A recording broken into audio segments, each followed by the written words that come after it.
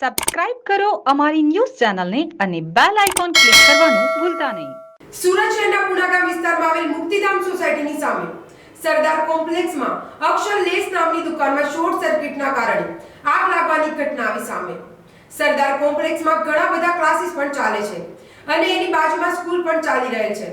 આગ લાગવાની જાણ થતાં જ સ્થાનિક પોલીસ અને ફાયરની ટીમ 2 ગાડીઓ સાથે ઘટના સ્થળે પહોંચી ગયા હતા. આગ પર કાબુ મેળવી લેવામાં આવ્યો હતો અને કોઈ પણ પ્રકારની જાનહાનિ થઈ નથી.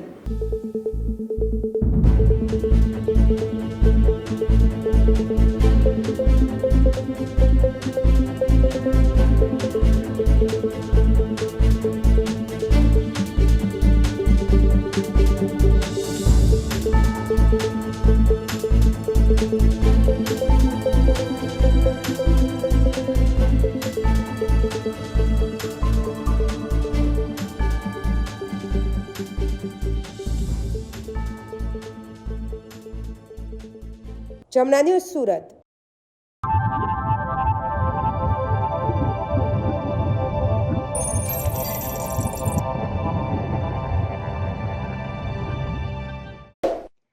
સબસ્ક્રાઇબ કરો અમારી ન્યૂઝ ચેનલને અને બેલ આઇકોન ક્લિક કરવાનું ભૂલતા નહીં.